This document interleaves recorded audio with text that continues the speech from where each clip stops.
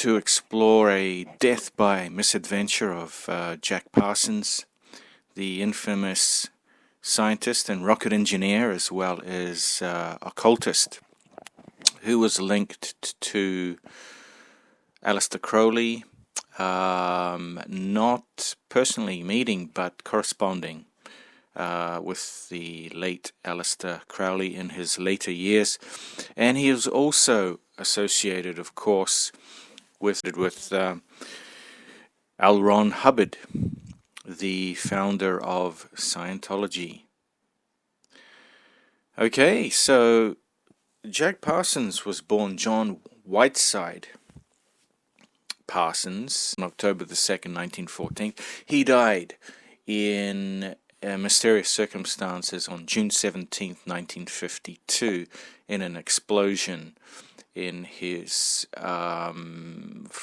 first floor laboratory of a two-story building. And now we're going to explore exactly what happened there.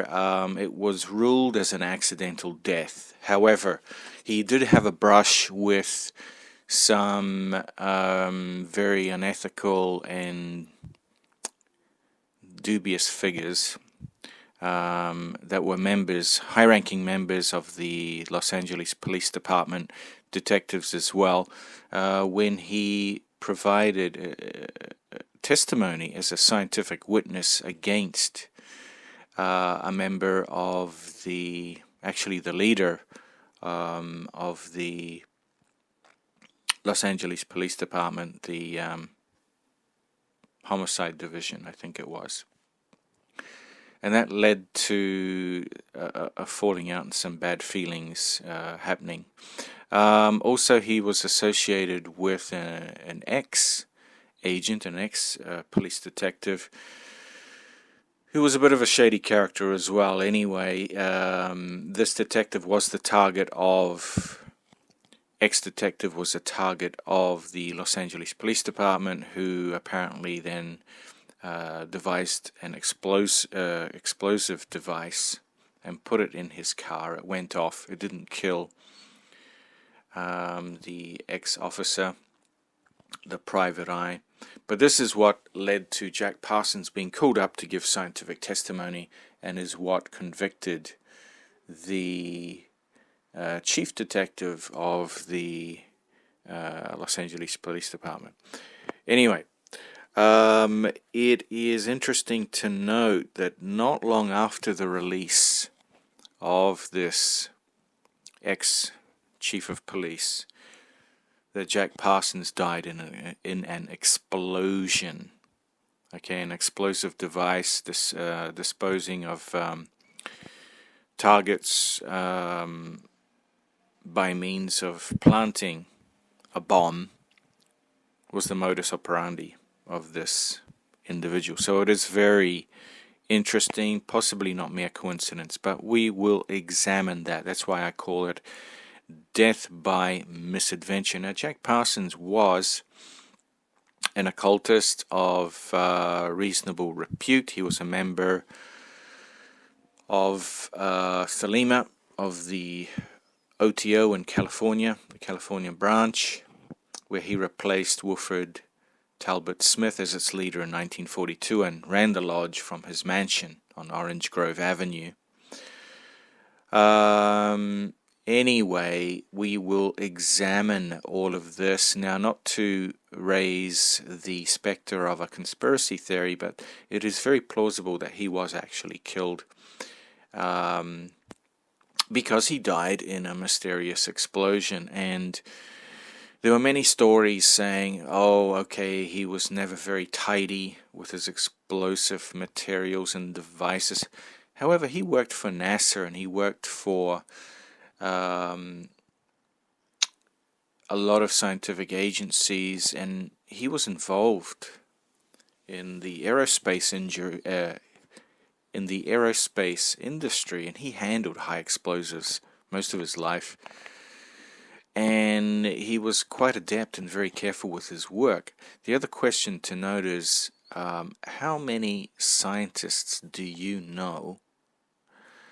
How many do you know that have died from handling explosives and high incendiary devices where they were expert in. They had a high expertise. Very few, very, very, very few. And usually only when they were running highly dangerous experiments. Anyway, he wasn't. He was handling high explosives, which of course were very dangerous, very combustible, but it's something that he was very competent in. And it is very odd. However, accidents do happen, so we'll also be looking into that. Now, it's also interesting to note that at the time where the era that Parsons lived and he was working in, there wasn't the Cold War yet, so there wasn't so much against the Soviet Union. It was more or less just simply beginning. It was after World War II. Then we went into the 50s, etc. And it was a time just before the Cold War happened, and he had philosophy that was leaning towards communism. He had friends that were actually communists. So when the Cold War actually began, the tension started raising, and the United States government became very anti-Soviet, very anti-communist. He fell out of favor. And this affected his professional life, where he lost a lot of work, not only because of his occult interests, his odd behavior, his involvement also in casually using narcotics, but more so with his communist philosophy that he agreed with. I don't think he was a member of the Communist Party, but he was very well known as a believer of that philosophy. So this put him at odds with a lot of agencies and also the United States government. And because he was a scientist that was involved with rocket propulsion systems and fueling systems, where he did contribute greatly to NASA, even though he wasn't given full credit, this put him at odds with the US government and also the intelligence services, because these types of technologies can be utilized to produce weaponry, rocketry, and so forth. And just before his death, he was going to move with his wife to Mexico to start working down there. He also had a potential contract with the Israelis and also the communists. So there is the question that has to be asked, was he disposed of in order to prevent the foreign governments and also the communists from gaining a technological advantage that the Americans had through his work, and to prevent the release of this technology, especially rocket fuel systems that could then be used to propel nuclear armaments against the United States. So this is another thing that could have gone against Jack Parsons that we will explore. So let's go back to the beginning. So Jack Parsons was born Marvel Whiteside Parsons on October the 2nd, 1914, where he later became a very famous rocket engineer, a rocket propulsion researcher, chemist, and was also heavily involved in Thelema, in the OTO, as an occultist. He propelled his fame even further by performing the Babylon rite, which we will discuss later. Now, Jack Parsons, as he was more commonly known, instead of John Whiteside or Marvel, one of the reasons is because after the separation of his parents from each other, his mother did not want to be reminded of her ex-husband. Therefore, she preferred to call him Jack instead of John or Marvel, which were the names of Jack's father.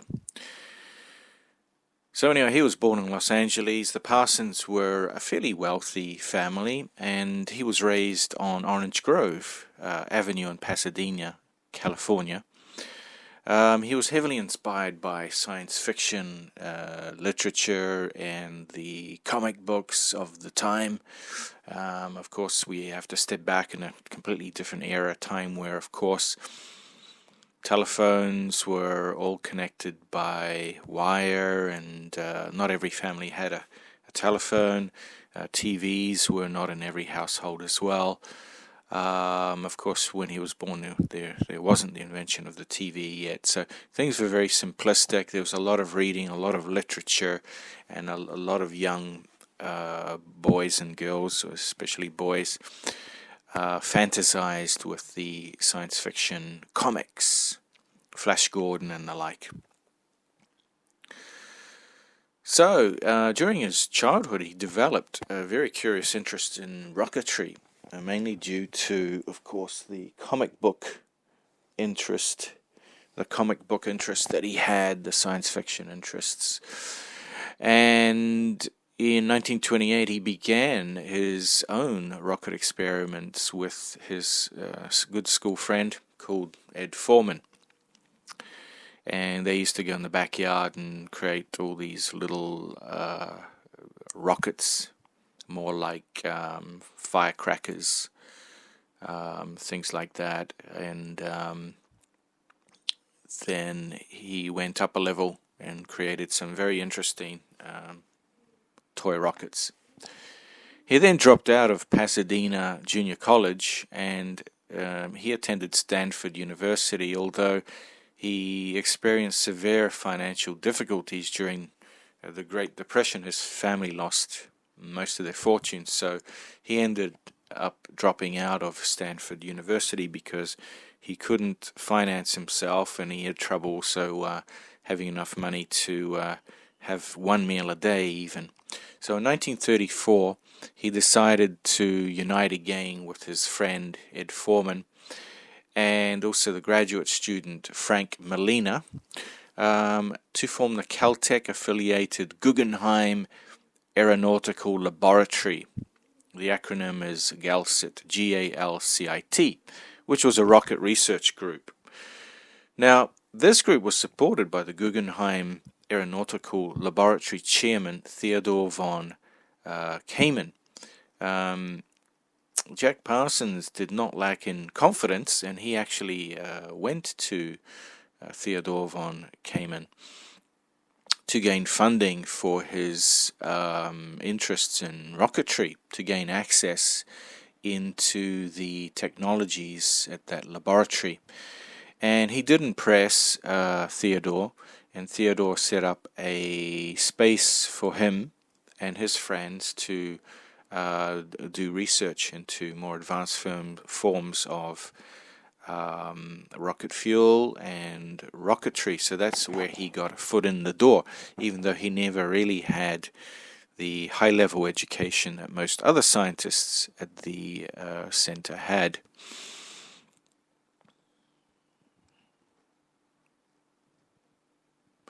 Now, it's interesting to note that when Parsons began attending junior high school, he actually performed poorly. He wasn't interested in the school subjects. He was interested in higher forms of science, and he had a very strong imagination, so he was always dreaming about the rockets and space stories, and this was fueled on by the Flash Gordon comics, and he was actually attributed to an undiagnosed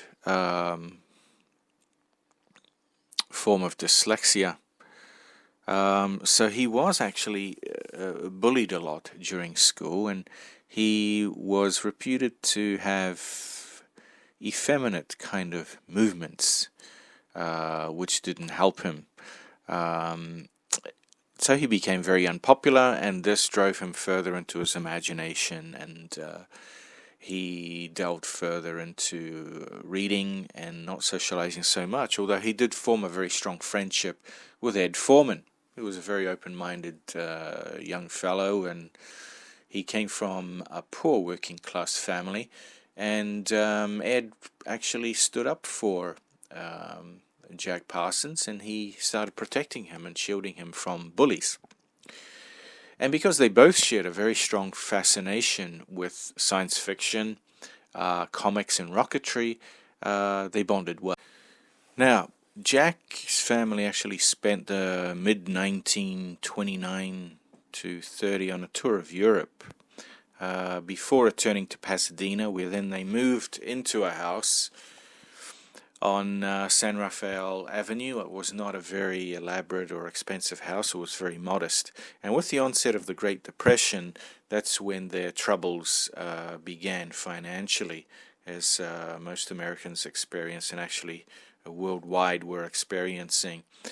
So in 1931, another big event further hindered their family and brought their family wealth even further down when their grandfather Walter died. Now, their grandfather had a lot of connections in business, and he was drawing a good pension. So after his death, their family fortune dwindled even further. However, Parsons began studying at a private university school, and it was known as a liberal institution that took an unconventional approach to teaching. So he actually flourished in those surroundings academically, and he became editor of the school's newspaper and started winning awards for literacy excellence, and he caught the eye of several teachers who had trained at the nearby California Institute of Technology, Caltech. Therefore, they contributed to him honing his attentions on the study of chemistry. Now, because of the family's financial difficulties, Jack Parsons began working during weekends and school holidays at the offices of the Hercules Powder Company. Now, these are key moments in his development, scientifically speaking, and which would lead him to greater things to come, because he learned a lot about explosives and their potential use in rocket propulsion. And from his early experiments in making his own rockets, and then later for Caltech, he contributed greatly to the solid fuel rocket engine research. So they became pioneer rocket engineers, which included the likes of Robert Goddard, Herman Oberth, Konstantin Chilovsky, and Werner von Braun. So Parsons and von Braun had hours of telephone conversations about rocketry in their respective countries, as well as sharing their own research. Parsons graduated from the university school in 1933 and moved with his mother and grandmother after the separation of his parents to a very modest house on St. John Avenue. And it was there that he continued to pursue his interests in also literature and poetry. So it was here that he then went on to become a very renowned and respected rocket engineer and scientist. Now let's move on to when he started developing an interest in the occult. And he ended up embracing Thelema. In January 1939, John and Frances Baxter, the brother and sister who had befriended Jack and Helen Parsons, took Jack to the Church of Thelema in Winona Boulevard, Hollywood. Okay, so they were actually friends of his parents that influenced him. And it was there that Jack witnessed the performance of the Gnostic Mass. Okay, now celebrants of the church had included the Hollywood actors John Carradine and gay rights activists Harry Hay. So Parsons became intrigued with Thelema, having already heard of Thelema's founder and the outer head of the OTO, Aleister Crowley. And he had read a copy of Crowley's text, Conx Dom Pax, which was published in 1907. So he started delving into Thelema and the OTO, and he was introduced to leading members, Regina Kall, Jane Wolfe, and Wilfred Talbot Smith, who he eventually replaced as the leader much later on. It was there that he felt both repulsion and attraction for Wilfred Talbot Smith, so Parsons continued to sporadically attend the church's events for a year, and he continued to avidly read Crowley's works, which increased his interest in Aleister Crowley, and he also encouraged Helen to do so. So Parsons came to believe in the reality of Thelemic magic as a force that could be expanded through his own research in quantum physics and his knowledge of quantum physics. So he tried to interest his friends and acquaintances as well in Thelema, and he took the science fiction writers Jack Williamson and Cleve Cutmill, I believe that's how you pronounce, to the Gnostic masses, and they were not impressed at all. But Parsons was more successful with Grady Louis McMurtry, who was a young Caltech student that he had befriended, as well as McMurtry's fiancée Claire Palmer, and also his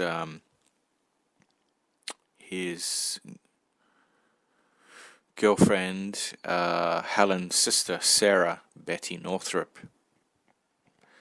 And it was there that Jack and Helen were actually initiated into the Agape Lodge, the renamed Church of Thelema, in February 1941. It was around 1942 to 44 where Jack Parsons became more involved in experimenting and developing rocket fuel sources for the American military, that he started also communicating and corresponding with Aleister Crowley by letter, of course, by snail mail, as the only means back then.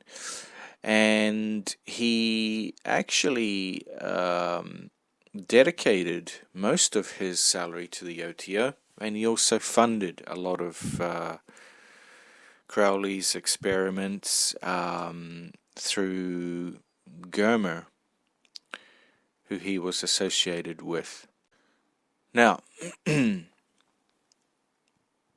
Parsons' newfound credentials and financial security gave him the opportunity to travel more widely throughout the United States as an ambassador for Aerojet, his company, and he met with other rocket enthusiasts. In New York, he met Carl Germer, who was head of the OTO in North America and also Washington, D.C. And he also met the poet Joseph Auslander, donating some of Crowley's poetry books to the Library of Congress. Now, Helen went away for a period in June 1941, during which Parsons encouraged to do so by the sexually permissive attitude of the OTO, and he began a relationship with Helen's 17-year-old sister Sarah, and this is where Jack and Helen's relationship turned south, because upon Helen's return, Sarah asserted that she was Parsons' new wife, and Parsons himself also admitted that he found Sarah more sexually attractive than Helen. At the same time, Jack started communicating and befriending L. Ron Hubbard. Now, L. Ron Hubbard had his own ideas with spirituality, and he had his own charisma, and he was very charismatic and able to get people to fund him and do favors for him. And he impressed Helen. He knew that Helen was very vulnerable at that time, so he impressed himself upon Helen. And this is how he actually took Helen away from Jack. And then later, he decided to take Sarah away using the same charisma. So, how did he and L. Ron Hubbard connect? Well, around 1945 to 1946, he befriended L. Ron Hubbard, and they became quite close friends. Now, at the time, L. Ron Hubbard was a science fiction writer. He was producing a lot of books, and apparently he was a U.S. Navy officer. So, because he moved into the area and he befriended Jack Parsons, he moved into what was called the Parsonage. There was a commune that Jack Parsons was running. So L. Ron Hubbard moved into the Parsonage, and he and Jack became closer friends. However, he developed an eye for Helen and then Sarah. Now, because Parsons and Sarah were in an open relationship, L. Ron Hubbard saw his opportunity to use his charisma on Sarah, and Sarah became quite enamored with Hubbard and his adventurous type character. Now, this is where Jack started becoming intensely jealous, naturally so. So he was motivated then to find a new partner, because it was obvious that L. Ron Hubbard had won over Sarah, and Sarah was now leaning completely towards L. Ron Hubbard, and there was nothing Jack could do about it. So this motivated Jack to find a new partner through occult means.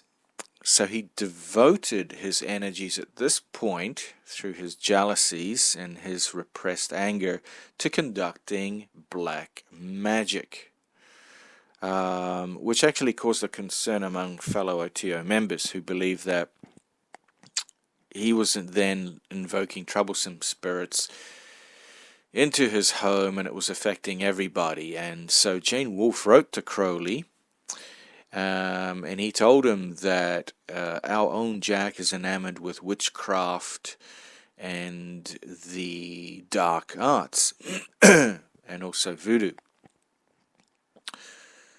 So, from the start, actually, Jack always knew he wanted to evoke something, so no matter what, so as long as he got the result.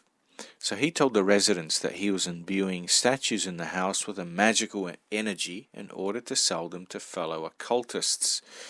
Now, Parsons reported paranormal events in the house, which resulted in him conducting even more rituals, which resulted in even more paranormal events, which included poltergeist activity, sightings of electric or fiery orbs, and also ghostly apparitions. And there was even apparently a claim of an alchemical effect on the weather, and also disembodied voices being heard about the house. And it was suggested that Parsons was particularly susceptible to these interpretations due to a prank by Hubbard and Sarah, who were trying to drive him even further into paranoia. One ritual allegedly brought screaming banshees to the windows of the parsonage, an incident that disturbed Foreman for the rest of his life, and actually drove Foreman further away from Jack, and he did not want anything further to do with those types of rituals. In December 1945, Jack began a series of rituals based on Enochian magic, during which he allegedly used sexual energies and other means to perform his rituals. Now, describing this magical operation as the Babylon working, it was a nefaric rite. He started using a lot of sexual energies and materia. He had hoped to bring about the incursion of the Thelemite goddess Babylon onto the earth. Now, because L. Ron Hubbard had the ability of charismatic persona, even though Jack did not like him so much at this point because of his taking Sarah away from him. He did allow Hubbard to take part as his scribe because he believed that L. Ron Hubbard was particularly sensitive to detecting magical phenomena, and he wanted someone and he needed someone to scry the astral fields and planes for phenomena as he described it. So Hubbard scanned the astral planes for signs and visions. Their final ritual actually took place in the Mojave Desert in late 1946 in February, during which Parsons abruptly decided that the undertaking was complete, and he finished it, he closed it off. So on returning to the parsonage, he discovered that a woman who was named Marjorie Cameron, who was an unemployed illustrator and former Navy member, had come to visit him. And this was where he believed her to be the elemental woman and manifestation of Babylon that he had invoked. Was he right or not? Well, we don't really know, but what we do know is that they became quite a pair, an amazing pair, in fact. And Marjorie herself was quite an amazing artist in her own right. She also possessed a certain spiritual and occult talent.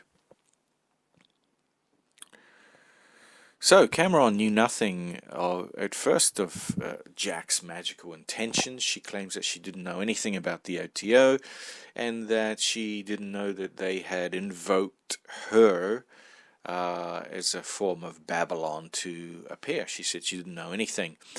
However, apparently the whole house knew it when she turned up just after the rite. They saw it as more than a coincidence that this was actually the manifestation that they had invoked. So everything was watching and waiting to see what was going on. Now, despite her ignorance about Jack Parsons' occult experiments, and also her skepticism about Parsons' magic and his ability, she did report sighting a UFO who secretly recorded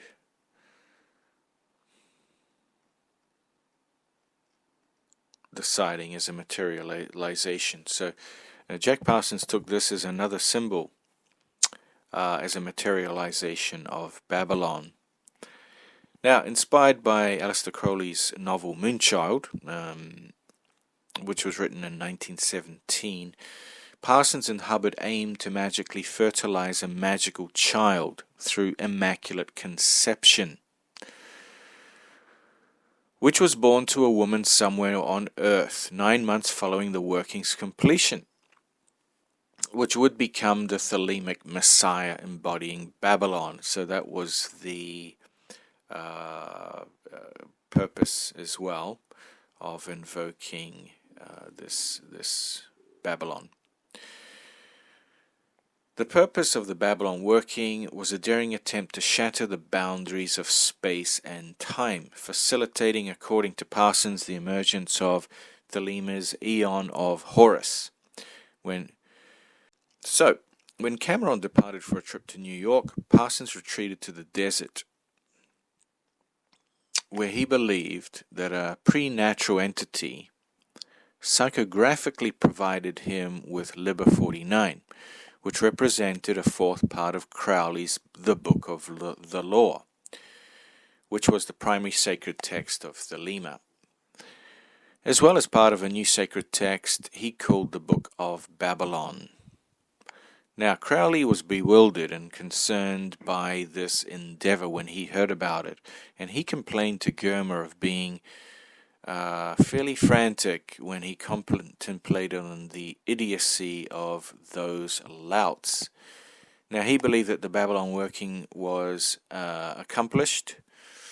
Now, Parsons had completed the work, so he believed that the Babylon working was accomplished, so he sold his house, which was the parsonage, to developers for around $25,000, under the condition that he and Marjorie Cameron could continue to live in the coach house. So he appointed a Roy Leffingwell to head the Agape Lodge, which would now have to meet elsewhere for its rituals because he had sold his house, which was also being used as a meeting temple. Now, at this point, L. Ron Hubbard was forming his plan to defraud Parsons and separate him not only from Sarah, but his money.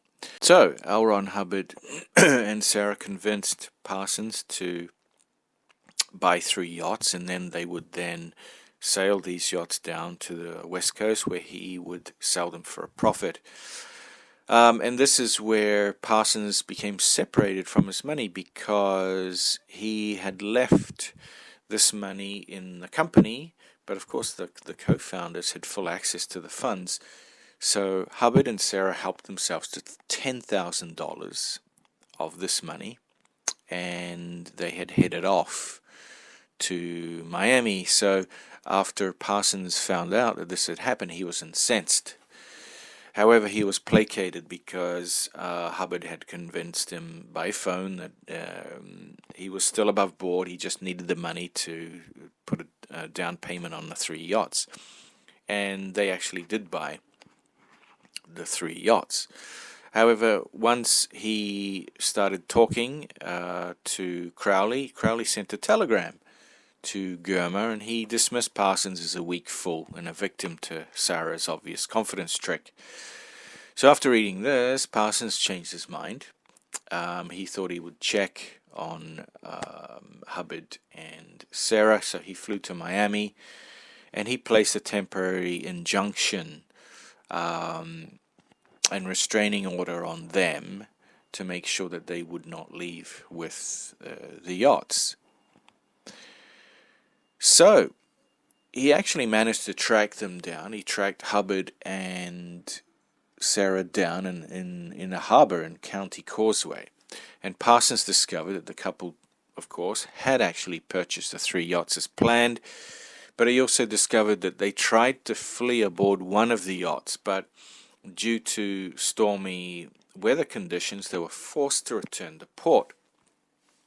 And this proved to Parsons without doubt that Parsons was convinced that he had brought them to shore through a lesser banishing ritual of the pentagram, containing an astrological geomantic invocation of Batzabel, who was a vengeful spirit of Mars. So he believed in his own magical abilities. So because of all this, Allied Enterprises was dissolved because he no longer trusted at this point Hubbard and Sarah.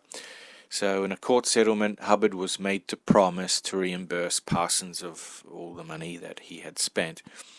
However, this is where Sarah stepped up the ante.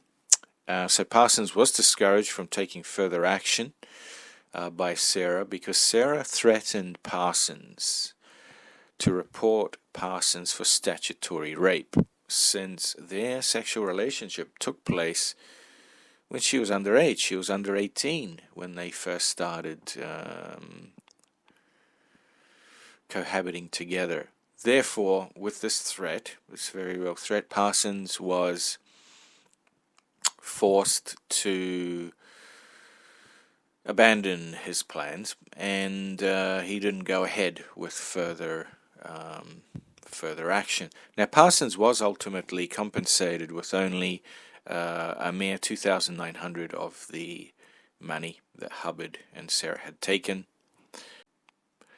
and it was then at that time that Hubbard married Sarah, bigamously so, because he was already married to a Margaret Grubb.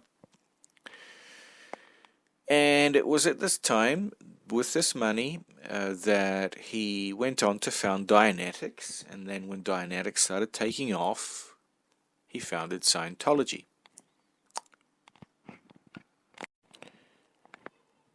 The bombing case that could have been the key factor in Jack Parsons' later death. Let's examine that. So, around this time, during the Depression, a few miles away in Los Angeles, a story straight out of a hard-boiled Raymond Chandler novel was unraveling. So Los Angeles had been hit hard by the Depression, and it suffered the highest bankruptcy rate in the country, and also unemployment was rife. So by 1933, for all of its Hollywood trappings of glamour, the city had actually become one of the most depressed in America. It was a terrible place. Locals went broke. Impoverished transients arrived. The homeless slept on the street. Soup kitchens abounded, offering a bowl of brown rice and vegetable soup for a penny. With poverty came crime. And the mayor of Los Angeles was reputed to be worse than any mafia. So under the crooked smile of Mayor Frank Shaw, Los Angeles had been skillfully worked into a ferment of vice. Since Shaw had been elected in 1933 as a Roosevelt-idolizing Democrat, both panhandlers and corrupt executives had flourished. Prostitution prospered, gambling was endemic, and bribery was a way of life under this mayor, under Mayor Frank Shaw. The cops were, almost all of them, were on the take. And the police chief, James Davis, openly boasted of his shoot first, ask questions later policy. Even the district attorney was operating under a felony indictment. So this was the most crooked time for Los Angeles. All the officials there were worse than mafiosis. So by 1937, an estimated 600 brothels, 300 gambling houses, 1,800 illegal bookies, and 23,000 prohibited slot machines were scattered across the city. It was left for privately funded reform groups such as Civic, Citizens Independent, Vice Investigating Committee, which was an organization founded by the reformist cafeteria owner Clifford Clinton, to challenge this corruption. Now, Civic looked into rumors of corruption in local government, most noticeably the appointment of Mayor Shaw's brother Joe Shaw as his private secretary, a cover for his real role as the chief fixer in the city hall. So in 1937, Clinton filed a county grand jury report charging that the local government was hopelessly corrupt and identifying more than 1,000 gambling and prostitution rackets, allegedly under the protection of Shaw's administration. For this, Clinton faced a barrage of abuse from all those who had a finger in the Shaw pie, most noticeably the Los Angeles Times, which labeled Clinton, not Shaw, public enemy number one. So do you see a pattern here? So even way back then in the 1930s, the media were not reporting the news, but quite often creating the news. Okay, they were highly politically influenced because they were on the take as well. So instead of labeling Shaw as public enemy number one, they twisted it around and they labeled Clinton as public enemy number one. So Shaw had personally engineered a vastly inflated sale of the paper's former property, so he had a finger in the pie here as well. He protected himself very well. So in retaliation for his report, Clinton's house was bombed. His wife and children narrowly escaped with their lives. When the police were asked to investigate, they claimed that Clinton had engineered the explosion as a publicity stunt and dismissed it. His cafeterias were also stink-bombed. Okay, so he was running restaurants and cafeterias. They were stink-bombed and were besieged by health regulation officials claiming unsanitary conditions. So it was all a setup to ruin him. Hundreds of nuisance suits were filed against him from patrons claiming that they had been food poisoned. But it wasn't just Clinton who found himself under attack. On January the 14th, 1938, Harry Raymond, who was a former Los Angeles Police Department officer and was now operating as a private detective for Clinton's civic organization, pressed the starter button of his car and ignited a bomb placed underneath it. The car was destroyed. The garage lay in tatters, but somehow Raymond, despite bleeding from more than 50 head and body wounds, survived. Even this jaded city was shocked when evidence pointed to none other than Police Captain Earl Kinnett, who was the head of police intelligence, and he was pointed as being the culprit. Kinnett was arrested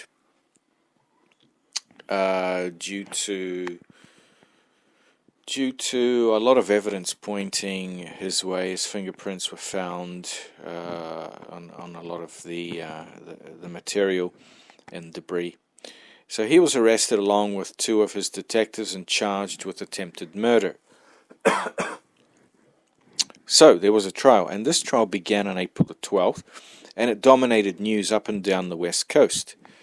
The prosecution immediately asserted that Raymond's car bombing could lead all the way back to Mayor Shaw himself. Over the next 3 weeks, as witnesses were called, the special prosecutor started receiving bomb threats, and the police chemist had to be given an armed guard. He feared for his life. He received many threatening slips of paper and notes, and so he was extremely tense about it all. Tension was also running high by May the 9th, when the prosecution called on its youngest witness to date, the renowned John W. Parsons. This is Jack Parsons, okay? He had become so well reputed with knowledge of explosive devices due to his experiences as a leading scientist in rocketry that he was called up as a prosecution witness, as the expert, scientific expert. So, with this backdrop, this could actually be the key factor that later led to Jack Parsons' death. So let's get back to the events that unfolded. So a vital piece of evidence was a stretch of fuse wire, the same as that used in the car bomb. It was found in Kinnett's garage. The same stretch of fuse wire, exactly the same, was found in Kinnett's garage. So now the prosecutors also had to show what kind of bomb could be constructed using this fuse wire, and whether that bomb could have been used in the Raymond bombing. So when they approached Caltech, they were informed that if knowledge of explosives was needed, then the 23-year-old Jack Parsons was their very best bet. Now, that Parsons was held in such high regard by Caltech's officials, despite both his age and his loose links to the university, attests to his extraordinary knowledge of chemistry, explosives, and rocketry. As he had progressed from blowing up lavatories at the military academy to shooting off rockets, Parsons had learned how to control explosions, to temper their bite, and to recognize their character. To Jack Parsons, an explosion was not a violent and meaningless release of energy, but a dance of expansion, one that could be studied as one might study a symphony. He also knew which chemicals were hard to get, which could be stored safely, which were too powerful, and which were not powerful enough. So he knew all of this, and he was very, very careful and meticulous. He had a vast knowledge and precision on explosives, rocketry, incendiary devices, and the like. He read not just the mangled car and tattered wall, but the exploded casing of the bomb itself, as clearly as a book when he examined them. Indeed, it was the smallness of these fragments collected at the blast site which gave him his most important clue. Having seen so many of his own rockets explode, and having had to pick up the pieces afterwards, Parsons knew all too well what different fuels did to different casings. The bomb container in the Kinnett case had been torn into tiny pieces. After making numerous tests, he narrowed the possible explosives down to a high explosive, a nitrocellulose-based smokeless powder similar to those he had helped create at the Halifax and Hercules Powder Companies.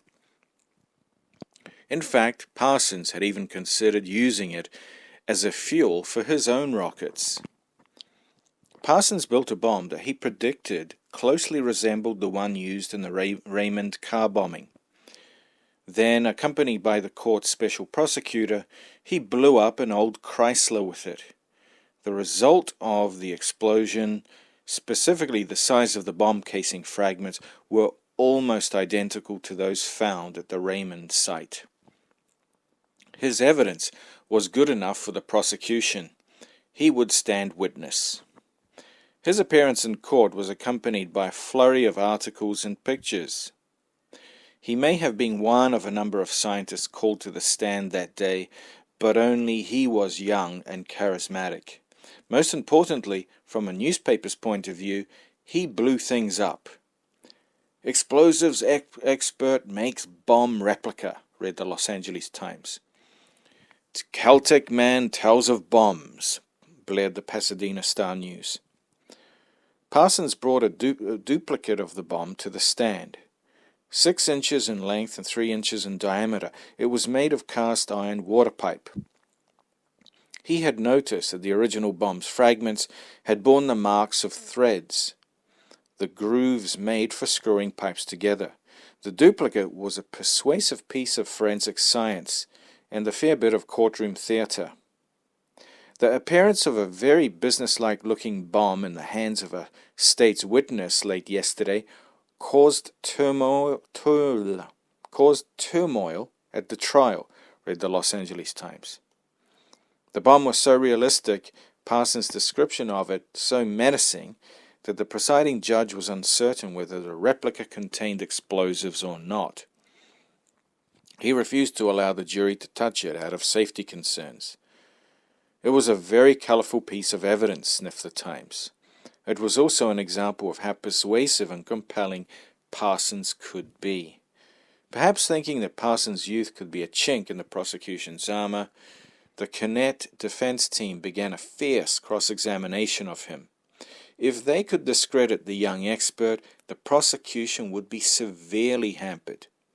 But again, Parsons performed well in the spotlight. He even gained a laugh out of the packed spectators with his unflustered delivery in the face of an increasingly frustrated defense. When Parsons was asked what the explosive velocity of trinitrotoluene was, the court stenographer was flummoxed by the spelling of the word. Parsons coolly suggested that its more common abbreviation, TNT, might make things easier. The gallery, having sat through hours of technical jargon, erupted in laughter. Parsons left the stand with his head held high. His standing as an expert confirmed.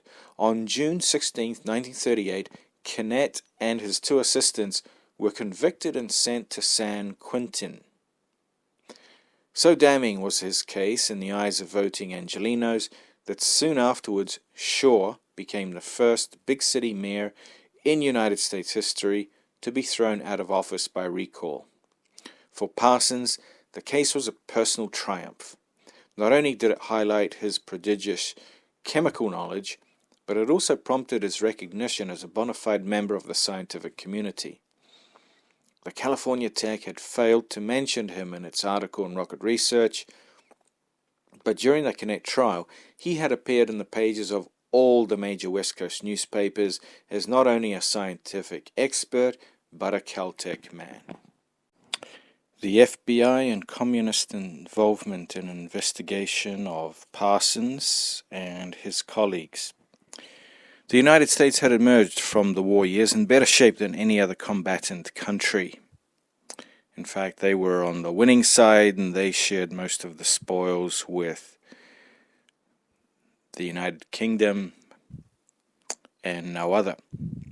Since Pearl Harbor, the average weekly earnings of the nation's workers had almost doubled, from $24.20 to $44.39. Rationing was a distant memory and birth rates were soaring. Nevertheless, the post-war euphoria quickly dissipated as the country found itself embroiled in yet another international crisis. By 1948, Americans had come to view the Soviet Union not as the brave ally of wartime propaganda, but as a serious global threat. As the United States mulled over the Marshall Plan, its vast post-war aid package to Europe, the Soviet Union's foreign policy under the paranoid direction of Joseph Stalin became increasingly aggressive. In February, the USSR invaded Czechoslovakia, and in June, the Soviets imposed a blockade upon Berlin, prompting the West's year-long airlift of supplies for the starving inhabitants. The United States responded to increasing Soviet hostility with extreme measures of its own. The House Committee on Un-American Activities, HUAC, a politically rapacious body charged with seeking out red influence in the country, had been formed back in 1938. But its activities had been curtailed during the war years. Now it was reactivated, beginning with a much-publicized investigation into communism in Hollywood, which had long been charged with placing subversive messages in its films. With the intense pressuring it put on witnesses to name former associates, the vague and sweeping accusations it made against individuals, and its readiness to assume guilt through association, the committee was a formidable terror. Witnesses who refused to answer were cited for contempt of Congress and jailed.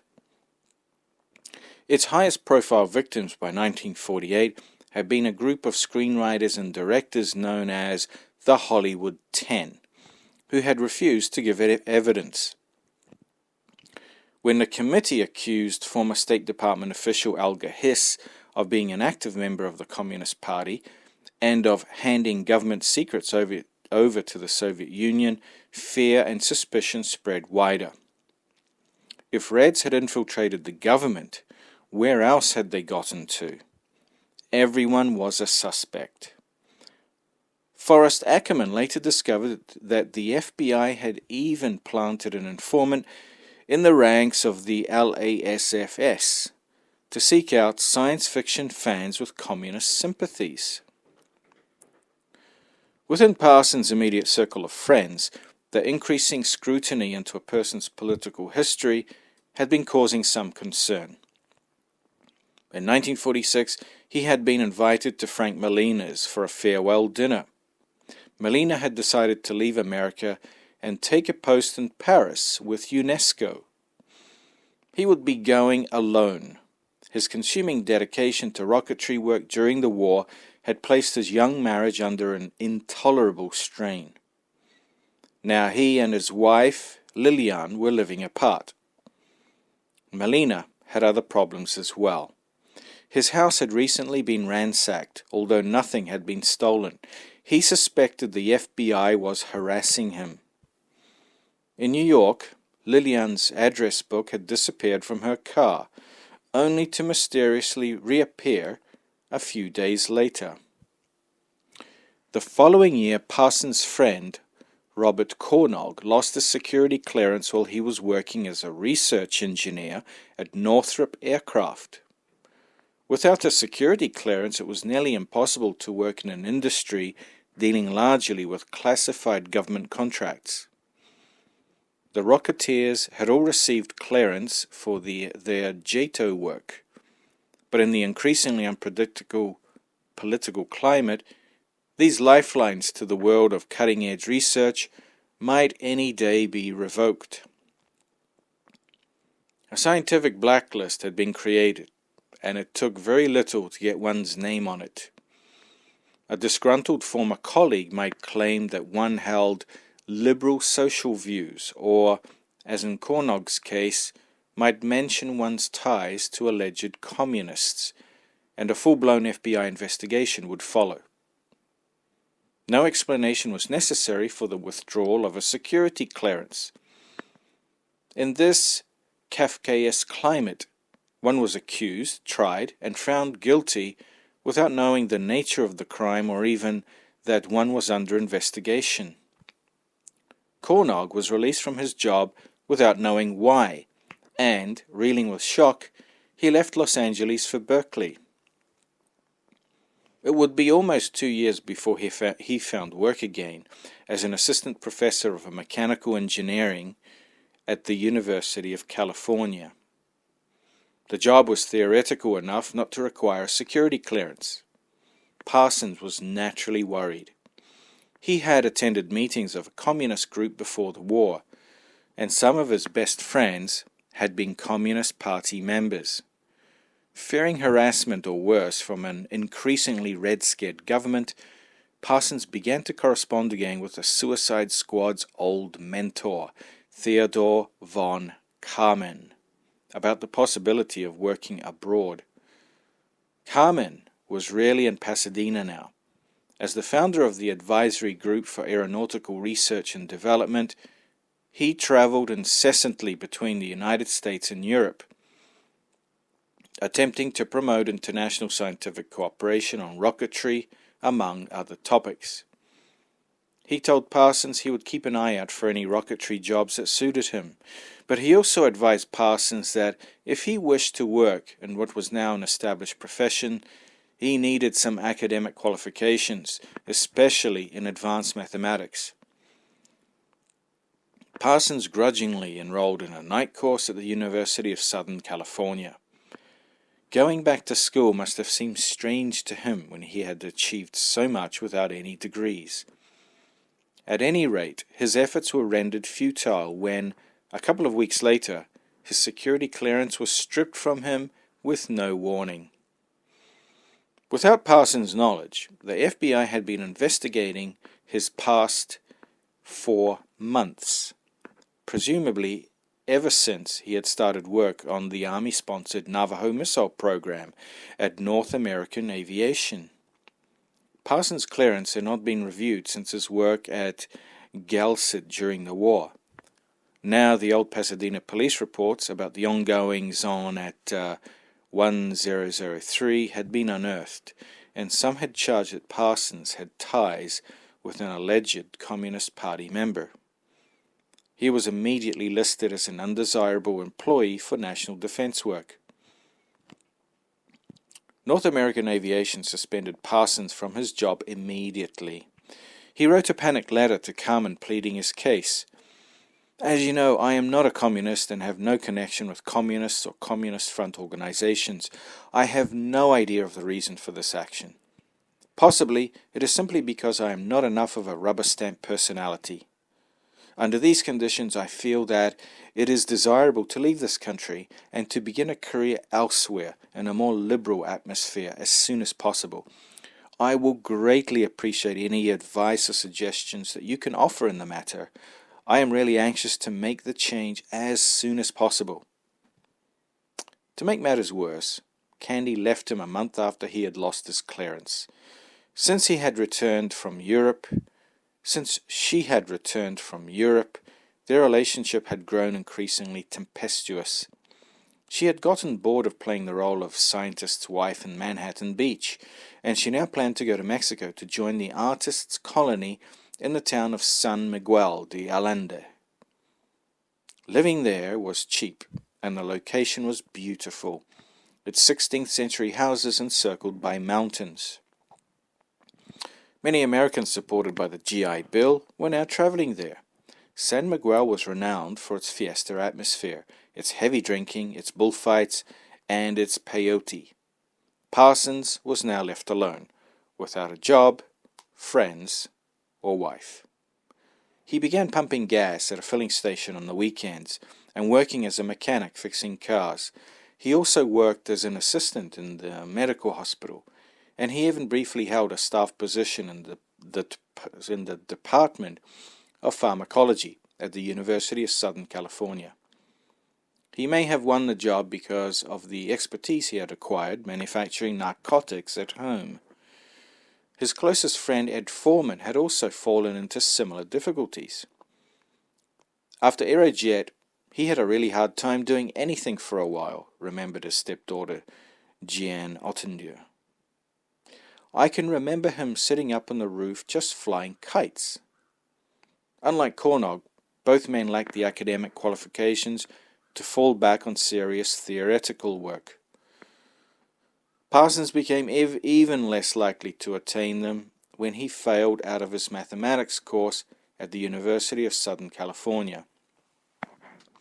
Once again, he turned to his magic.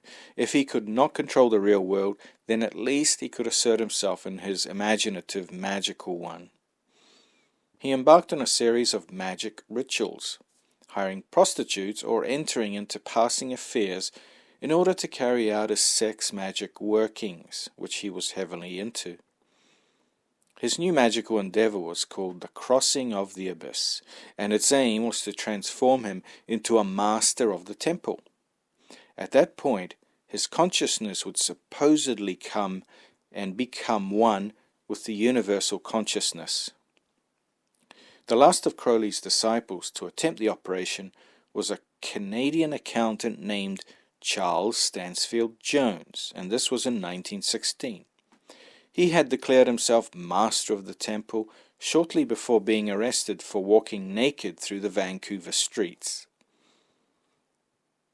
Parsons carried out his rituals over some 40 days of what he described later as madness and horror. Thoughts of death and suicide possessed him. When he finished, he began frantically writing.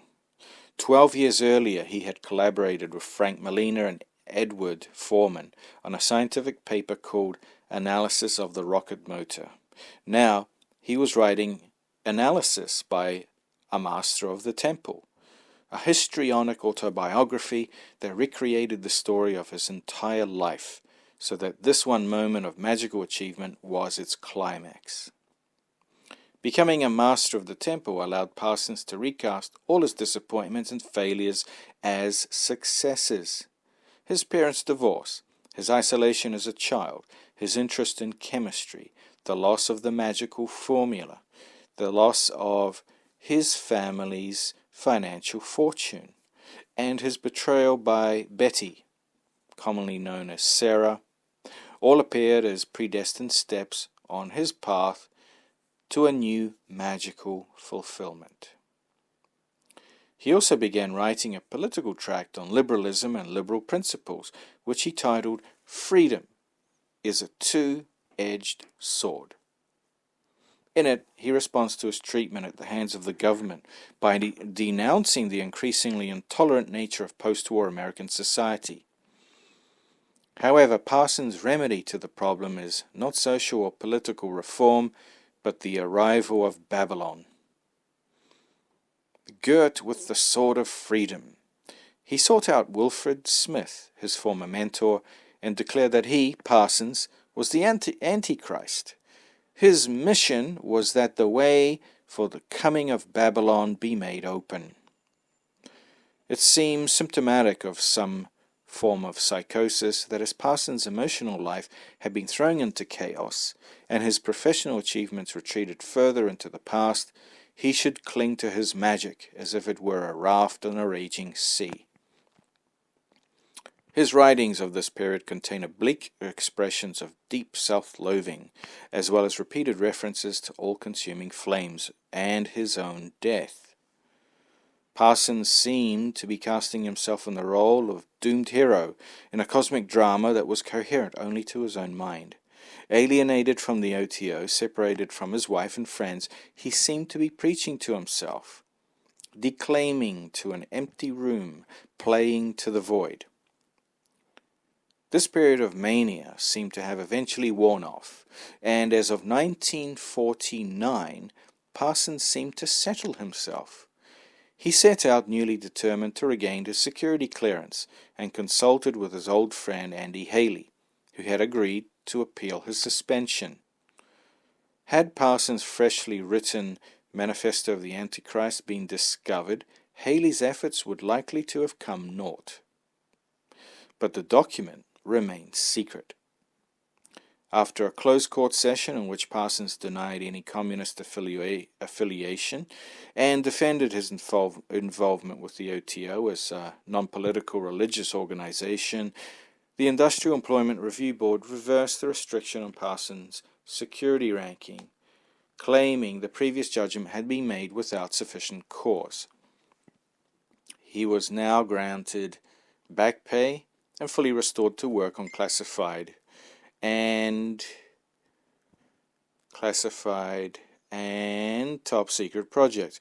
Parsons was now back in the real world and functioning with remarkable lucidity. Carmen had also made efforts on Parsons' behalf. The Hungarian professor had close ties with the American Technon Society, an increasingly powerful organization providing American technological knowledge to the fledgling state of Israel. Carmen had been involved with this society in its foundation in 1945. With his aeronautics connections, not to mention his links to the commanding general of the United States Air Force, he had played an instrumental role in Israel's creation of an air force. Now he put Parsons in touch with Herbert T. Rosenfeld, president of the South California chapter of the society. Rosenfeld was a powerful figure who routinely brokered multi-million-dollar contributions from eager donors in the United States to the Israeli government. He met with Parsons and explained Israel's desire for its own rocket program.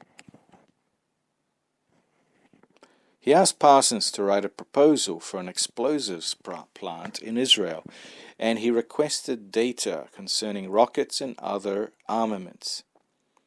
If Parsons proved he was competent by providing these reports, Rosenfeld would help him leave the United States, as he wanted, and he could open up a whole new chapter in his life, building rockets in Israel. Since regaining his security clearance, Parsons had left North American Aviation and moved to the Hughes Aircraft Company in Culver City, the company owned by the increasingly reclusive millionaire Howard Hughes, where he worked on chemical plant design and construction. The job put him in an ideal position to gain data for his Technion proposal. By midsummer, Parsons had handed over several reports to Rosenfeld, all of which were forwarded to Israel for approval. It seemed unlikely that Parsons provided any classified material to Rosenfeld. Why, after all, would a man who had just fought so hard to regain his security clearance risk losing it again? Regardless, it was an inauspicious time for an American scientist to collaborate with a foreign power. The writer, L. Sprague de Camp, had followed the Hubbard-Parsons drama from afar. Now visiting California, he wanted to meet the scientist magician he had heard so much about. He wrote to Robert Heinlein for help in arranging an introduction. At the time, Heinlein, as it should be more accurately pronounced, was working as technical advisor on the film of his story, Rocket Ship Galileo, now retitled Destination Moon, Hollywood's first attempt to give the public a realistic glimpse of the science of rocketry and space travel. I think he is browned off on the OTO, Heinlein wrote to de Camp about Parsons, but he may still have some belief in it. Like this, you may find yourself dealing with a convinced cultist. Anyway, he conceded, Jack is one hell of a nice guy and a #1 rocket engineer. Parsons fulfilled de Camp's expectations. De Camp was taken by this big, florid, good-looking, youngish man with the indefinable aura of inherited wealth, who drove an open old Packard with a loose door wired shut. De Camp was researching a book on magic and the occult, and the two spent much time talking together about magic and science fiction. When de Camp asked Parsons about his dealings with Hubbard, Parsons was in good humor enough to admit that he had received a letter from an irate Hubbard offering him Betty back, commonly known as Sarah. He then told de Camp that he had summoned his wife Candy through magic. When de Camp asked where she was now, Parsons replied ruefully, "Oh, I think she's in Mexico getting a divorce." An authentic mad genius, if I ever met one, declared the camp afterward. The admiration of an occasional visitor, however, was not enough to cease the isolation that plagued Parsons. He was kind of lonely at that time, remembered his old friend George Frey. He got tired of living alone. Down in San Miguel de Allende, Candy had cultivated a coterie of lovers, both man and woman, including a local nobleman and a bullfighter. Parsons saw nothing of her, apart from the occasional fleeting visit. To alleviate his loneliness, Parsons acquired a semi-permanent girlfriend, an Irish girl named Gladys Gohan. He decided to move into a new home with her, a home that might remind him of his childhood. The home on 1200 Espionage stood on the seashore on Redondo Beach, complete with crenellations, Moorish arches, and windows framed with stained glass windows. The house resembled a Gothic castle. It was, however, made completely out of concrete. It was as if Parsons' love of epic grandeur and magniloquent gesture had been distorted into a fun house mirror. Those who visited called it the Concrete Castle. When Candy made one of her rare visits to her husband and found his girlfriend installed in the new house, she paid no heed to her. George Frey, slightly concerned, asked her what she thought of the arrangement. "I think she gives the place a nice feminine touch," deadpanned Candy. Parsons' joy of seeing Candy again swiftly dissipated as the two began arguing ferociously. Candy finally left for Mexico once more, and an embittered Parsons initiated divorce proceedings against her on the grounds of extreme cruelty. A Rocketeer reunion took place in Pasadena on June 6, 1949. Frank Molina remembered many years later that it was the final time he actually saw his old friend alive. Molina left America early on June the 15th. He did so just in time. That same day, the Los Angeles Times front page led with the headline, "Frank Oppenheimer admits he was red."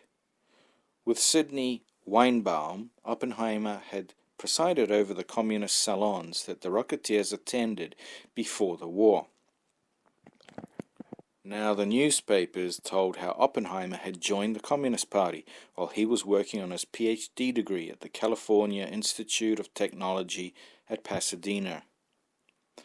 A few days later came the announcement that, along with an accusation against Weinbaum, the committee had information indicating that Frank Molina, identified as a former secretary of the Aerojet Engineering Corps at Pasadena, was a Communist Party member also, and that communist cell meetings were held at the Oppenheimers and at the Molina's home. In early 1950, Klaus Fuchs, a German-born physicist who had worked in the development of the atomic bomb in Britain and the United States, also pleaded guilty to charges of passing scientific secrets on to the Soviet Union.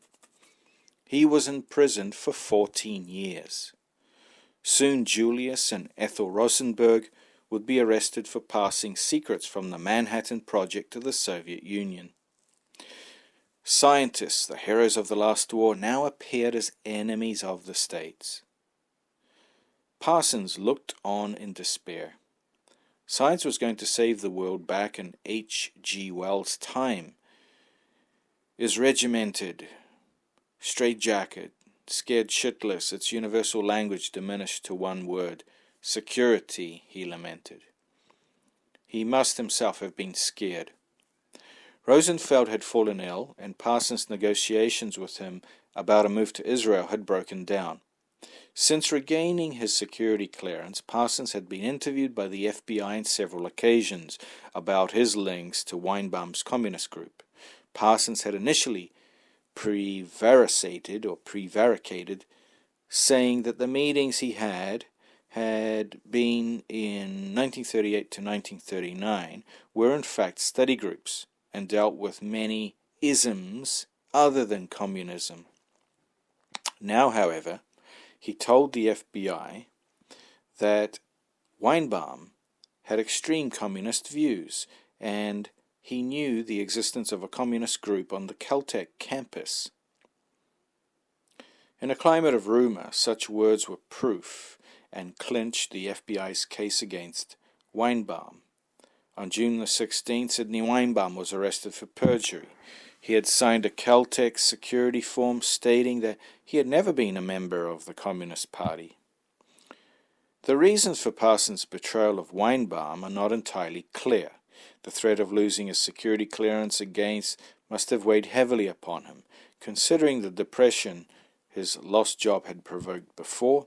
Perhaps he thought Frank Oppenheimer's confession had already doomed Weinbaum.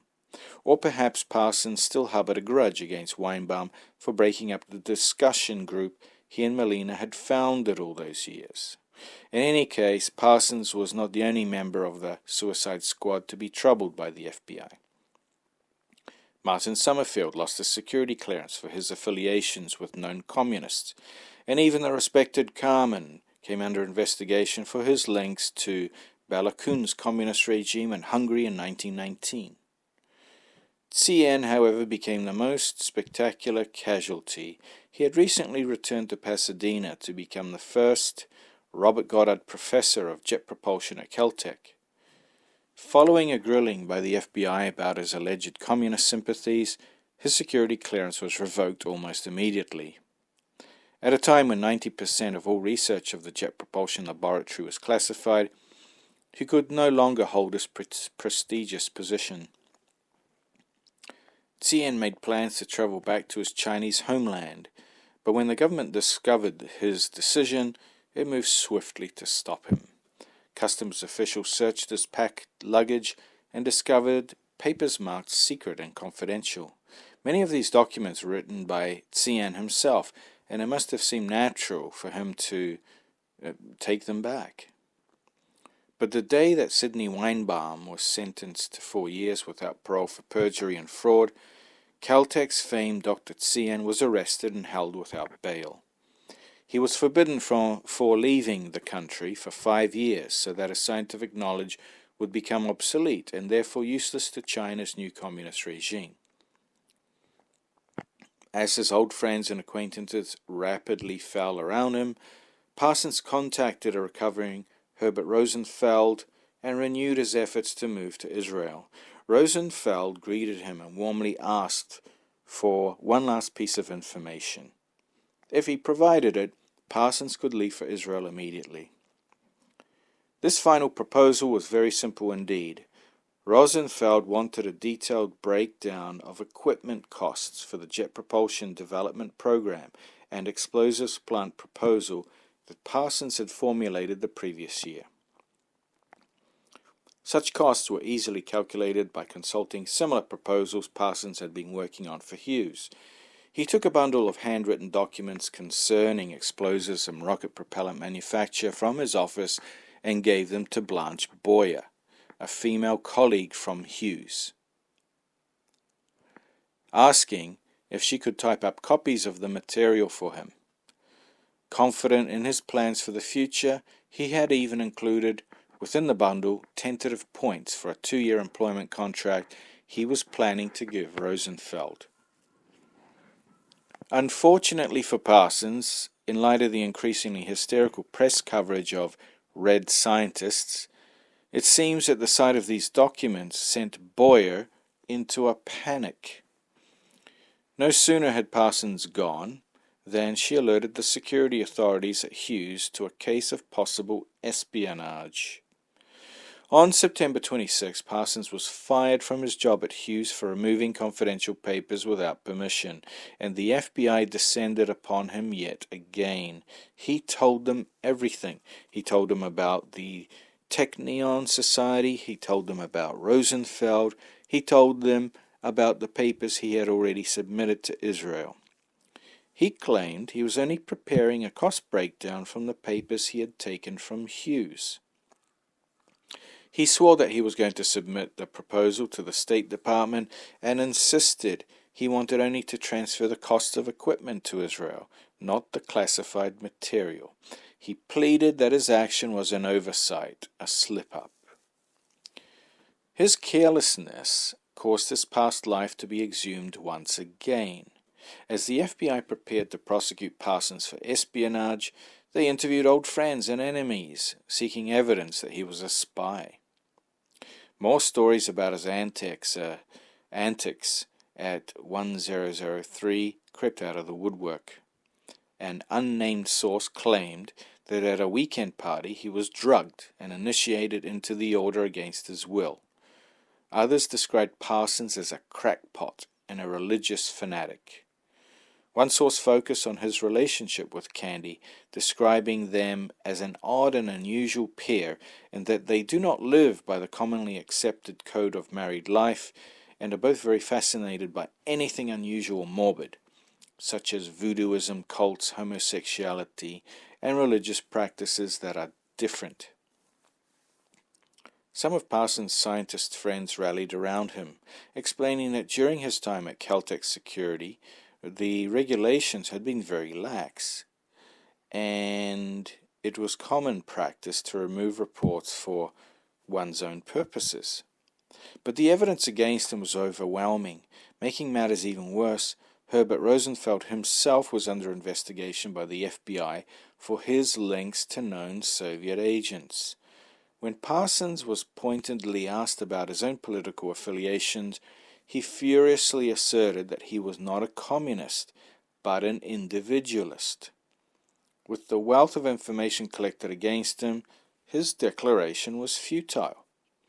Parsons could do little but wait for the investigation to be over. He became increasingly disturbed. He talked to George Frey about the FBI, referring to them as the Black Brotherhood. He became convinced that the man living in the next-door apartment was spying on him. "Just be careful what you're saying," Frey remembered him whispering. "The apartment is bugged." The one thing he was certain of was that his chance for escape to Israel was gone. Down in Mexico, Candy heard the news of his FBI troubles. Perhaps she was sympathetic to them. As she now returned to Los Angeles for good, the pair abandoned their divorce proceedings and moved from the concrete castle to a real place of solace, Orange Grove Avenue. The coach house of the old Cruikshank estate at 1071 South Orange Grove was for rent. Though the estate itself had been demolished years earlier to make way for condominiums, down the Serpentine driveway the coach house was in a world of its own. Across the street the couple could see the brick and stone French manor house owned by John S. Cravens, his third on the avenue, and directly opposite the coach house was the Grand McCree estate. Jack and Candy's new home even stood on the same block 1003 had once graced. The ground floor of the coach house, formerly the stables, had been converted into a huge laundry room. Parsons made it his home laboratory, storing his chemicals and powder up against the wall, brewing absinthe next to its explosives. As the FBI investigation rumbled on and Parsons awaited the possibility of an espionage charge against him, he went back to the employment of his youth, working at the powder companies. By May 1951, he had even set up his own, the Parsons Chemical Manufacturing Company in North Hollywood. Now passionately reunited with Candy, the couple started to throw parties at the house. They started throwing a series of parties. Guests included a wealth of bizarre transients, a former British Secret Service agent, a circus performer from Europe, as well as old friends like Robert Cornog and Ed Foreman. It was said that the jazz legend Charlie Parker came to one of the gatherings with his girlfriend. Candy's painting of Parsons as the Angel of Death some 6 feet tall and 4 feet wide, watched ominously over proceedings. Parsons began to regain something of his old reputation on Orange Grove. Sometimes the group would migrate to the pergola outside and play bongos until 6 the next morning, remembered some of the guests, and the police cars kept coming. One guest was Greg Gansey, an actor and artist in his mid-20s, who had met Parsons and Cameron through mutual friends. He had spent some time in San Miguel de Allende, but after 14 months of fiesta, he had returned to Los Angeles and was now acting at the Pasadena Playhouse along with his partner Martin Foshog. We had a friendly relationship with Jack. We talked a lot, he remembered, and Jack was always talking about Gilgamesh and the Babylonian gods and goddesses and things like that, and I would just listen to it with a tin ear. They did share an interest in Aleister Crowley, whose reputation had been somewhat revived by the recent release of John Simon's scandalous biography, The Great Beast. The tales of Crowley's debauchery and bohemian lifestyle appealed to the new post-war beat generation, who went out of their way to reject the social conformity of the previous generation, and Parsons entertained his guests with tales of his own about his former mentor. Despite the sociable atmosphere at these parties, Parsons remained somewhat aloof. He was by now part of an older generation that had thrived on classical music rather than jazz, on piano duets instead of bongo playing. He had become a pre-war relic of sorts, Gansey remembered. There was nothing artistic about Jack. He could have passed as an executive of a company, and for us in our 20s, Jack was 35, 36. We considered him much older. He was never really bohemian. Everybody else was bohemian. Little did Gansey know the full extent of Parsons' past debaucheries. If Parson was still indulging in drugs, he was doing so discreetly. He never showed any sign of undue intoxication to his friends, but down in his laboratory he kept a number of hypodermic needles. It is unclear whether they were for his chemical experiments or, like Crowley before him, for his own private use, most likely both. He was certainly emulating Crowley in his bulk. He was growing increasingly heavy-set, as if the wired energy of his youth had deserted him. But he was keeping busy. He had been formulating a new religion, and that would replace the claptrap and indirection that he felt had compromised the OTO. His religion was to be created for the modern spirit and consist of an austere simplicity of approach. He named it The Witchcraft. It seemed to combine elements of Crowley's teaching with Parsons' own Babylon prophecy, while also drawing heavily on Parsons' favorite, Jack Williamson's story, Darker Than You Think. He priced a basic course of instruction at $10, a modest sum when compared to the $600 cost of a 10-day Dianetics program. Parsons wrote to decamp happily, "The witch candy is back with me. Quiescent but inexistent, and I am in the comparative safety and more than comparative respectability of the explosives business." This newfound stability promised to endure. On October the 25th, the Assistant United States Attorney at Los Angeles declined to prosecute Parsons due to lack of sufficient evidence of intent or reason to believe that information obtained was to be used to injure the U.S. or to the advantage of a foreign nation. They had obviously concluded that he was more of a crackpot than a communist. The Industrial Employment Review Board was not so kind. In January 1952, they revoked Parsons' security clearance forever and withdrew his access to Department of Defense classified information and/or material. The reason stated was simple: that you do not possess the integrity, discretion, and responsibility essential to the security of classified military information, that you might voluntarily or involuntarily act against the security interest of the United States and constitute a danger to the national security. Though he had escaped prosecution, any hopes of Parsons may have harbored of returning to the field of rocketry were now ruined. The news precipitated another bout of magic. His mood alternated between manic hysteria and depressing melancholy. He seemed to recover swiftly, however, and started considering a new adventure, a long trip to Mexico. He mused to friends that he could grow grapes down there to make brandy with, or perhaps even build a pyramid to re-establish the ancient glories. He visited an elderly Jane Wolfe on February 1952, and they talked for 3 or 4 hours. He admitted that he was afraid of the future, but felt he had little choice.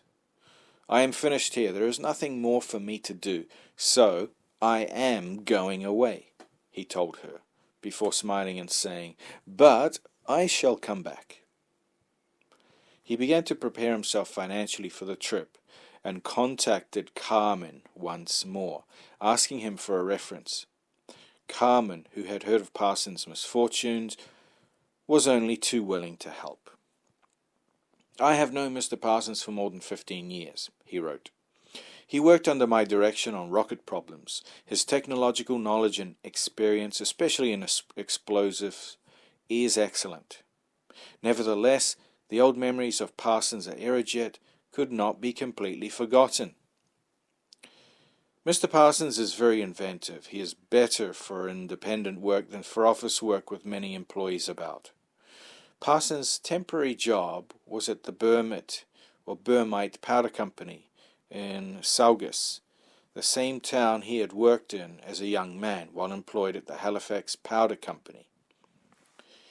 Here he put his remarkable explosive skill to work in developing and manufacturing pyrotechnics and explosives for the motion picture industry.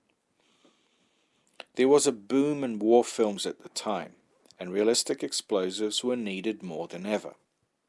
He specialized in squibs, small explosive devices placed beneath clothes to simulate the action of a bullet striking the body. But Parsons soon lost interest in that work. The pull of Mexico became stronger.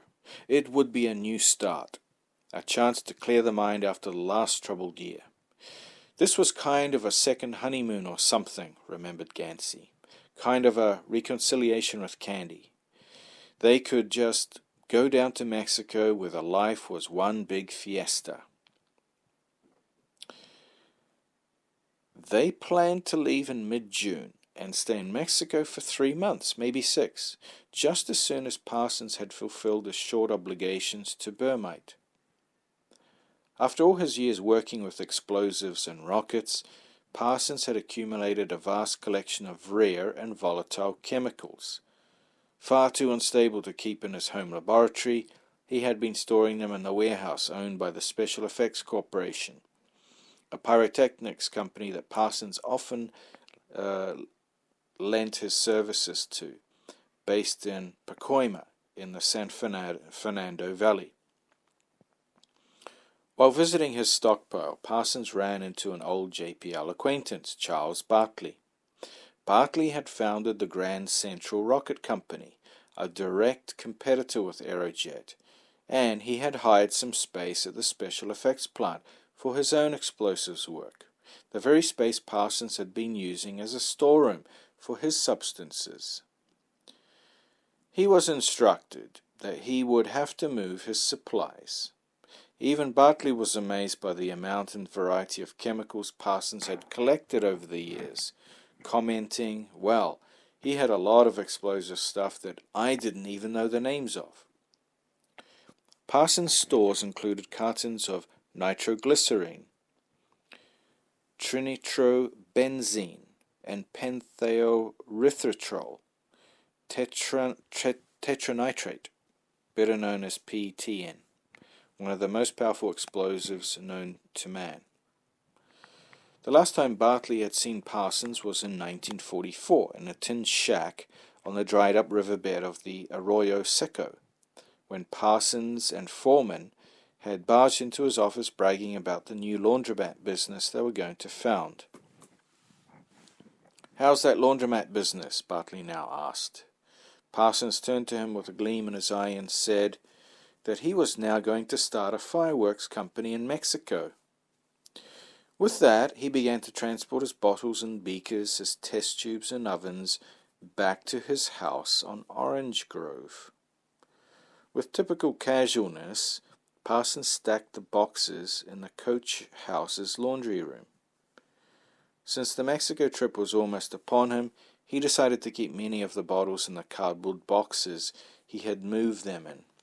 Strictly speaking, it was against the law to keep all these volatile explosives in a residential abode, but he had no place else to put them, and who would know about it in the long run? By the beginning of June, he and Candy had given the lease on the house over to Gansey and Fulshog. Although Parsons kept the ground floor for his chemical experiments exclusive for his own use. The two men had moved in, accompanied by their 21-year-old friend Joanne Price. To celebrate their arrival, they began repainting the house. In honor of their landlord's demonic past, Fulshog painted a large devil with its mouth open above Price's bed. Parsons and Cameron moved in with Parsons' mother, who was house-sitting just a mile or so from Orange Grove at 424 Arroyo Terrace.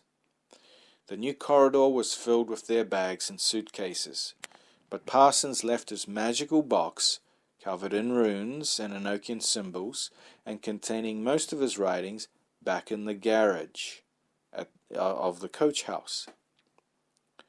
On June the 16th, the night before Parsons and Cameron were meant to leave, Parsons went for a walk in Exposition Park with George Frey. He excitedly told Frey of their plans to visit Casa del Inquisidor in San Miguel de Allende, which had a secret tunnel running to a nearby nunnery and was said to be haunted. He predicted that he and Candy would spend several months in Mexico. To Frey, he seemed thrilled. The next day, Parsons got a call. It was from the Special Effects Corporation. They wanted to know if he could prepare a rush order for them before he left. He agreed and went over to the coach house to begin work, leaving Candy to finish the shopping for their trip. Their car, the battered old Packard, now pulled a trailer filled with everything they could possibly need: artist supplies, paints, canvas, archery equipment, and fencing foils. By 4:30 p.m., Parsons was still at work. Leaving the house, Joanne Price stopped to ask what he was doing. He told her he was mixing some very expensive chemicals and was in a bit of a hurry to finish. Most of his chemicals and equipment still lay packed in boxes, with no beakers and flasks at hand. He was therefore using a tin coffee can as a mixing bowl. Around 5 p.m., Gansey recalls wandering downstairs from his bedroom. Parsons was still working. He had test tubes and was pouring liquids from one to another and then putting them into the oven and then closing the oven and waiting around. After chatting briefly, Gansey turned to go back upstairs.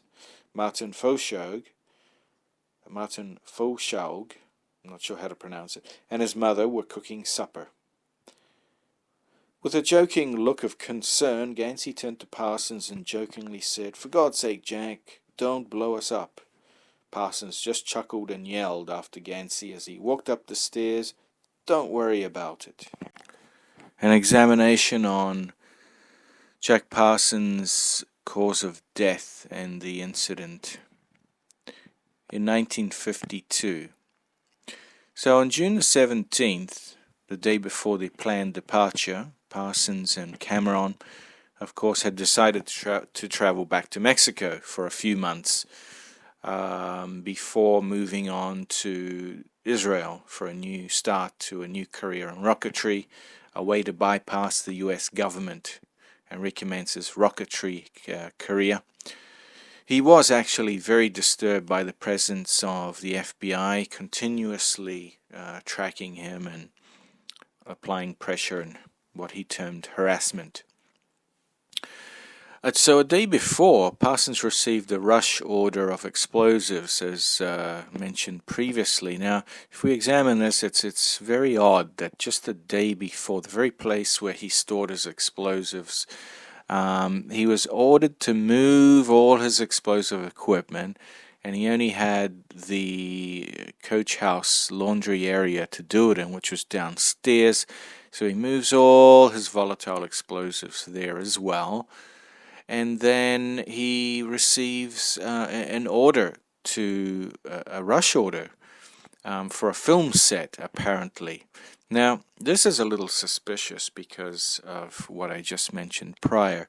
But not only that, he was offered a handsome amount of money to complete it. So this was very tempting and very hard to say no to. He had full confidence in his ability, so he had no reason to expect that anything would go wrong. But isn't it odd that he received this rush order just the day before? And so what happened is he as mentioned, he was working on the final phase of preparing these explosives for the movie set. And then all of a sudden, as he was working, apparently an explosion destroyed the lower part of the building, during which Parsons sustained his mortal wounds. Apparently 2 explosions went off. There was the primary one and then a secondary explosion. And this is where Jack Parsons sustained mortal wounds, but he was not killed outright. He was found still conscious by the upstairs lodgers, Gansey and his partner. And he had his right forearm blown off, or actually all his arm to the elbow, more or less blown off.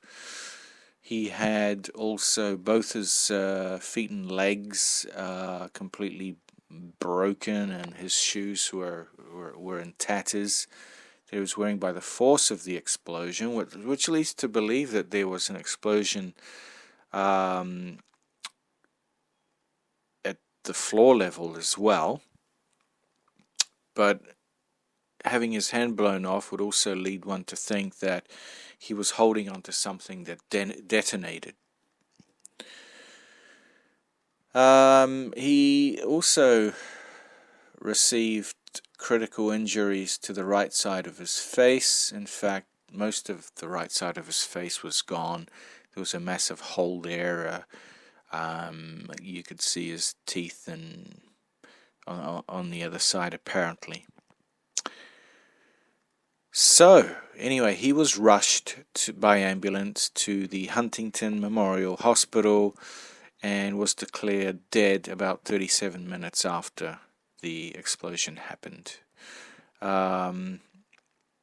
He tried to communicate to the ambulance workers, but apparently they couldn't make out what he was trying to say due to the severe injuries to Parsons' face. He couldn't talk. What is interesting to note is that one day, or a few days, I should say, before he died, the ex-detective Kennett, who with Jack Parsons' testimony was imprisoned for several years, and his associates as well, were released from prison. And during Kennett's time in prison, he had stated many times that he would exact revenge on the people responsible. And Kennett was famous for using explosives to dispose of his targets and his victims, who were more or less killed by explosive devices. So isn't that interesting? Also, he was on the watch list by the FBI, possibly even the CIA, because he had found a way to work in Israel, and he would have taken over with him a lot of sensitive knowledge and information for rocket propulsion systems and rocket jet fuel systems that the US government did not want to fall in foreign hands. At that time, they still didn't have that deep connection that they have now with the Israeli government. So isn't that very interesting? Now, of course, it could have been just an accident, and it could have just gone off, and the fact he used a tin can has been quoted and used as an example that he was careless. However, his ex-colleagues and friends all stated that he was extremely careful when he worked. It was only Froman that said, oh, well, he had sweaty hands, so it's possible he dropped the tin container. But let's also examine the fact and point out that if he had used glass test tubes and flasks, now glass is much more slippery than a tin can. In fact, it's easier to hold on to a tin can in most circumstances, and if he had used a tin can, which apparently he did, he would have had confidence that it was safe to use. So I don't see that as being evidence of anything. He had sweaty hands. They also found what apparently was a syringe filled with morphine. Now this is very odd. A syringe filled with morphine. This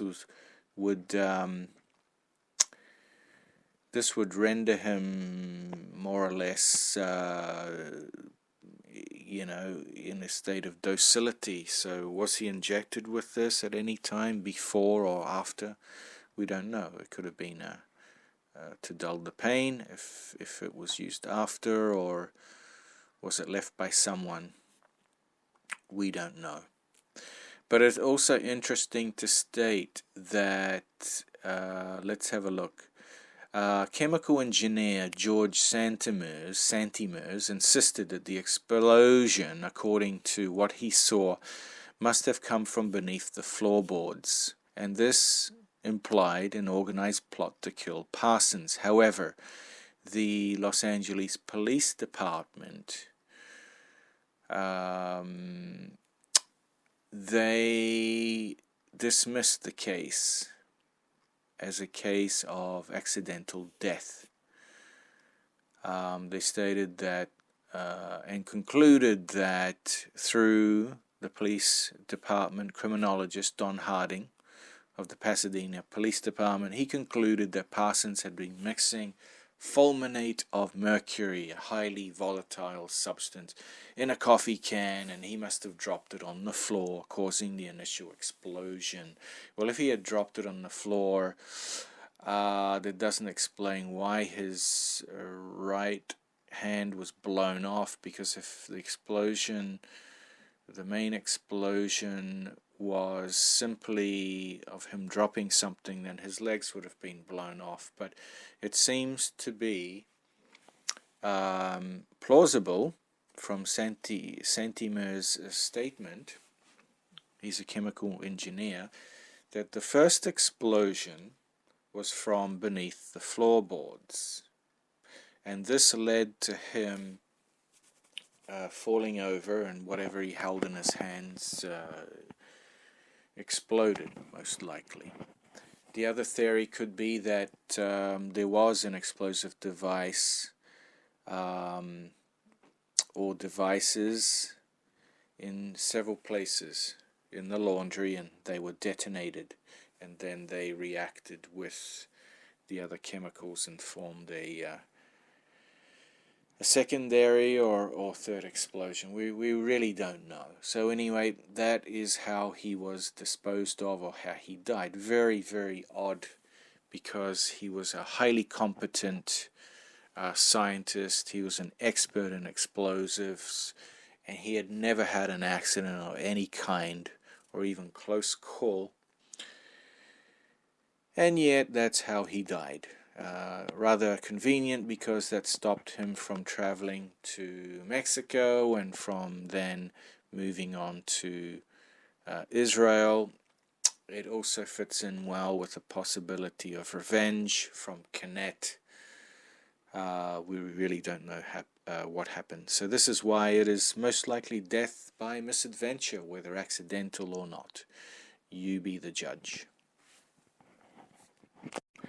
So there we have it. So that is the feature for today. The story of Jack Parsons, death by misadventure of this rocket scientist and mage, a controversial figure, a genius, brilliant in his own right, but died at the age of 38. Or was he killed? We'll never really know.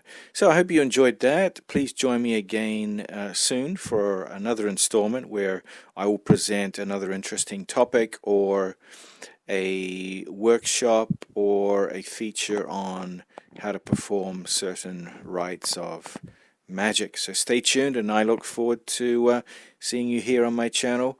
Once again, please like the videos that you have enjoyed, and feel free to share. Okay, so thank you guys, and have a pleasant day, rest of the week or evening. Okay, see you guys soon. Cheers.